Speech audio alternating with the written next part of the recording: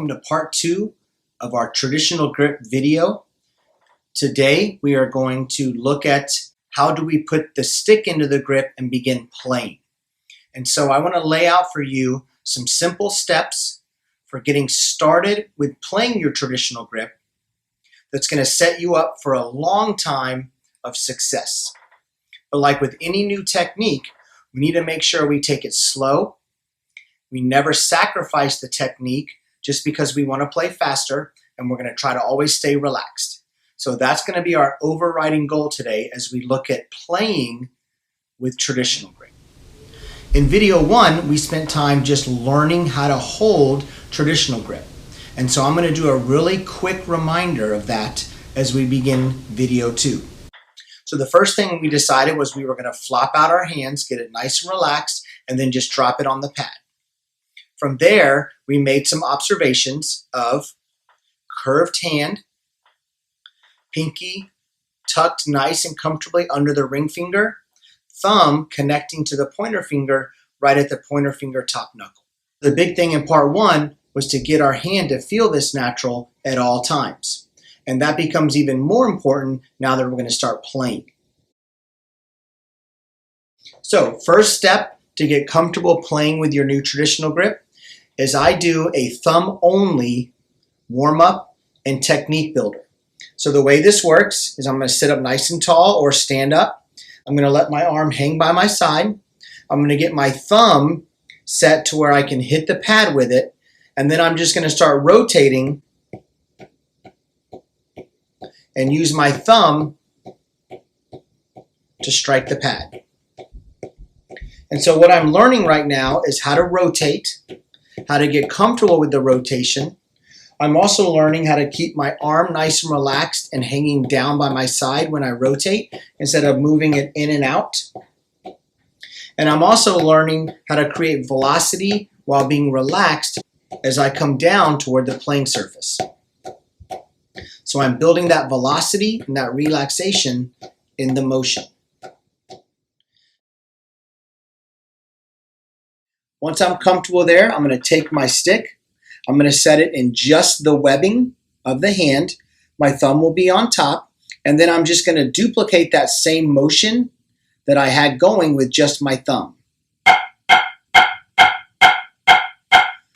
So now I'm striking with the stick. I'm trying to keep that same relaxed motion that I had going earlier without the stick. I'm trying to find the rotation without the arm flying around, but hanging relaxed by my side. I'm also learning how much rebound stroke is possible when playing traditional.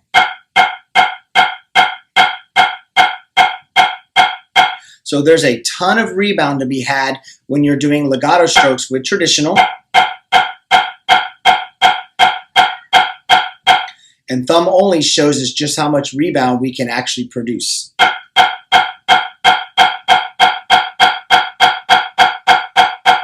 So I'm going to keep that thumb only going for a while as I get comfortable with that. And I know how to rotate without flying my arm around, and I'm getting a lot of nice velocity and rebound. Then I'm ready to add on the next finger. So I take my thumb only rotation. Next, I'm going to add the first finger to finish off the fulcrum. Remember from video 1, we said that we're going to connect at the top knuckle of the first finger. I get both of my bones on the stick. And then from here, I'm going to continue that rotation that I had going earlier. So fulcrum only. And I'm trying to duplicate this rebound, except adding the other finger. And you'll notice one thing I did when I added the fulcrum is I leaned into it. We don't want to have a lean to compensate for any tightness in your hand or arm. And we also don't want to tuck our elbow in to get more leverage or tightness. So if when you add the first finger, it feels really tight and it forces you to lean into it, well then here's what we need to do. So I can't emphasize enough how important stretching is going to be at this stage of your traditional grip playing. So a second ago, we looked at fulcrum only, and it was tight, and I couldn't get my rotation to continue like I did in thumb only. So that means I need to stretch and get all the tendons and ligaments and muscles in this area of my body nice and relaxed and nice and flexible so I can move through the stick path without adding tension. So what I do is I get my grip set like normal, thumbs on top, everything's in place. I grab the stick with my right hand because since I'm stretching my left hand's not allowed to engage the muscles. They have to stay completely relaxed. So my right hand's going to do all the work. I start back on the correct stick path. I get to a spot where, let's say right there, it's starting to feel a little tight. So I hold it at that spot. I don't push past this spot because I don't want to injure myself. And then I bring it back down. Same thing. I grab the tip with my right hand. My left hand stays set and relaxed. I'm holding my grip. I go straight back on the stick path. When it feels a little tight, I hold it. This whole time, I'm trying not to tuck my elbow or lean into it like we talked about a second ago. So I'm just going to leave myself sitting up straight, arm hanging by my side, back down, and then shake it out. You need to do this stretching as much as possible at this stage of the game. Stretch before you play, stretch in the middle of your playing, stretch after you play. The stretch creates flexibility. And the smoother I can move through my full range of motion, then the less tension I have, the faster I can play, the more consistent I can play, because we all know that tension is the enemy of percussion. And so we want to stay relaxed all the way through, and this stretching will create the flexibility you need to be able to do that. Again, set my grip correctly, grab with my right hand, and start to move. Hold it, let it stretch out a second, bring it back down, and repeat. A couple things to watch out for when you stretch. First off, again, like I said earlier, you can't stretch the muscles that you're using. So if I move my left hand while I'm trying to stretch, it's not going to work. So you have to force your left hand to do nothing and allow your right hand to do all the work. Okay, second thing when you stretch, you have to stretch on the path that you want the stick to travel on. Because if I spend all this time stretching and I'm going the wrong way with my stick, then I'm creating bad habits. So I want to make sure not only am I staying relaxed, but I'm moving in the correct stick path. So what I'm going to do is make sure my thumb stays on top. I'm going to pull the stick on a straight path following my fulcrum, pointing it straight at the ceiling, and then bringing back down. For some people, you'll see when they stretch, they start bringing the stick up and they roll their hand over. So now my fulcrum is pointing forward, but my stick is still moving back on the path, and then they'll roll it back. Because this actually feels more comfortable because it's not as tight. So by keeping the fulcrum on top, you're going to get the proper stretch and you're teaching your hand the proper motion. A nice visual that you can use for this is to take whatever stick you have. So I have a Vic Firth stick. I'm going to set the stick where the logo is facing straight up. From there, I grab my grip. I get everything set. I grab with my right hand. I'm making sure that the logo is staying on the path along with the fulcrum. But if I begin going back and twist, well, now you can see my fulcrum and my logo are facing the wrong way. So I want my logo to follow my fulcrum in the correct stick path. Another thing you'll notice when you stretch is if you let the platform fingers off and stretch, this is really easy. So you've got to make sure that you're keeping the platform fingers in place or the stretch doesn't work. This is not a stretch. And this is not a stretch because that's not really that big a deal for our hand. Keeping the fulcrum and the platform fingers in place is a big deal, and that's where the stretch comes from. And if I can stretch all the way back with a proper grip, then I never have to compensate or create bad habits. All right, so we've talked about stretching. We've talked about using the thumb only. And then we talked about adding the fulcrum without the bottom fingers and the middle finger. So now that I've gotten my stretching going and I'm feeling more comfortable, I go back to the beginning, I get my thumb only, and then I add my finger and practice back and forth of keeping my fulcrum relaxed even when the other finger joins in. The other thing I can do, which becomes even more helpful, is I will do fulcrum only and I'll do drop the stick. So I'll start up here and I'll drop the stick. And when I do, my rotation is in charge of keeping the stick going. So drop the stick and then rotate. One thing you may see from people when they first start this is because their rotation's not very strong, they may drop the stick and not be able to keep it going. So the drop in the stick and teaching how to keep the rotation going works really well at this stage. And then of course I can change the heights. So I can drop lower. Okay, I can drop lower or lower. By working all the different heights, I'm practicing the strength and control side of the fulcrum and my rotation. It will be easier to play higher strokes than it is lower strokes at first, but you definitely want to practice all heights. A really important way to work drop the stick is when you're going to do some thumb only work. And what I mean by that is when I practice my 2, 3, 4 inch heights, I want to practice dropping the stick and being able to have my thumb keep going with a very slight motion where I'm just using my thumb and I'm no longer using my rotation. And I can change the heights on this.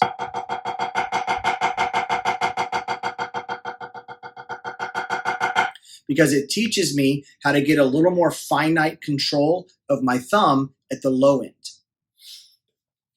Now we're going to add more fingers. So I have my fulcrum going. I'm feeling comfortable.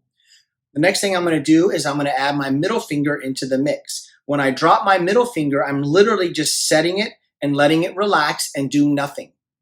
Now later on, you may do things by using your middle finger, but for today and for now, we're not going to. The middle finger is just going to lay by the stick, and it just helps give us extra support on this side-to-side motion.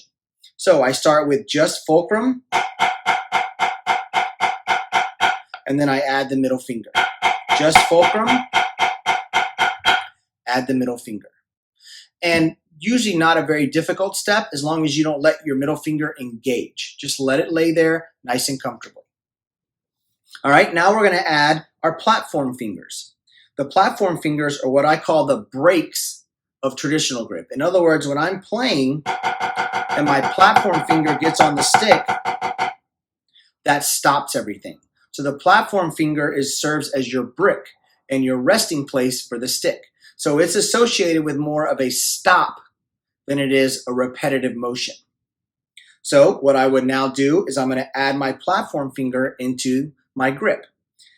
To keep the motion and the rebound consistent without adding tension, I'm going to allow my platform finger to sit about a ½ inch or an inch below the stick while I'm playing my legatos.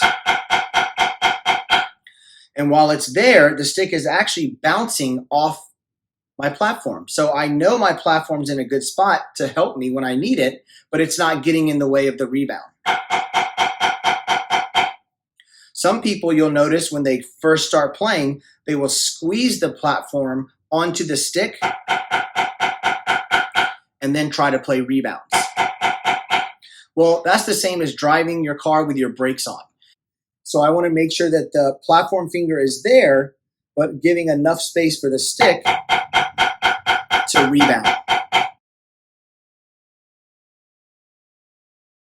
So let's do a quick rundown of the 4 things we've done so far. So thumb only, add the fulcrum, add the middle finger, and then set the platform up under the stick. So thumb only, add fulcrum, middle finger, platform. Okay, next I want to get into the staccato stroke side of traditional grip. So as a lot of you know, a staccato stroke or a controlled stroke or a downstroke is a stroke that hits the pad, sounds the same as legato, but stops. So when I want to do that with my left hand, it's actually a pretty comfortable type of stroke for traditional grip. Because my fulcrum is on top of the stick, all I have to do is after I hit the pad is just stop moving my hand. And that just really relaxed stop feel of just no more movement is enough to control the rebound. So I don't have to hit and then squeeze the stick to keep the stick down. So my platform finger is barely off the stick, and when I need it, it's there.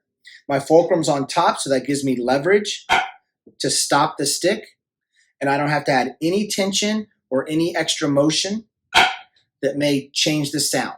Because I want the staccato stroke to sound just like my legato stroke. So for example,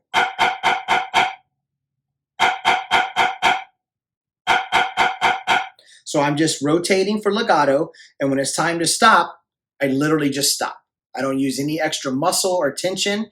My hand is heavy enough and strong enough on its own to be able to control the rebound. So that's what I'm looking for. Another thing about staccato stroke that you want to watch out for is that you squeeze the stick before you get to the pad. And that's the same whether it's traditional grip or match grip. A lot of people know the staccato stroke is coming, so they'll squeeze the stick in the air before they get there, and that destroys the sound and creates a lot of tension that's going to make it hard to control what happens next. So make sure that your staccato stroke feels just as relaxed as your legatos do in terms of motion. And that'll keep them sounding the same, but will also allow you to be faster when it comes to playing multiple heights. Let's review everything up to now. So the first thing we do is just get comfortable with our rotation, making it feel natural and relaxed, not flinging the elbow around. Then I add the stick in the webbing and repeat. Then I add my fulcrum, drop the stick, repeat. Then I add middle finger. Then I add platform. And then I have my staccatos. And in the middle of all of this, we're stretching, stretching, stretching. Lots of stretching. I can't emphasize enough how important the stretching is right now as you are developing your traditional grip. Because the ability to remove all tension in your ligaments, in your tendons, in your muscles is so essential to having a smooth stroke that's going to sound great and be nice and fast. And that fluid motion will also give you more power because of the velocity you're creating. So keep working the stretch before, during, and after every practice session. All right, before we close out part 2 of our traditional grip video series, I want to give you a little extra material or like a bonus assignment that you can work on. Now, if you're still new to traditional, then this is not for you. I want you to continue to develop through the steps we've already taken, and then you can start messing around with what I'm going to show you next. If you've been playing traditional a while and you want to get just a little more challenge or a little more into your grip, then I know you'll like this. So what we're going to look at is how to find that intricate control in your fulcrum. In other words, how can I really get in to my thumb and my finger and learn how they work and how to control them at the lower levels? So what I'm going to do is the same idea as drop the stick, but now when I drop the stick, I'm going to switch between the thumb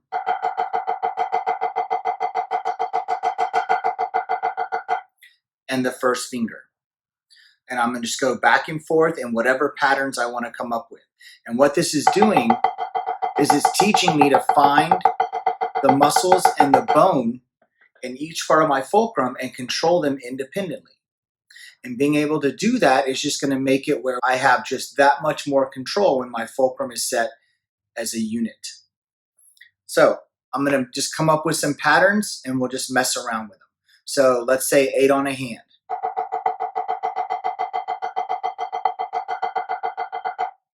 Okay, let's say 4 on a hand. Paradiddles. I could do doubles. I could do 3 on a hand. I could do singles.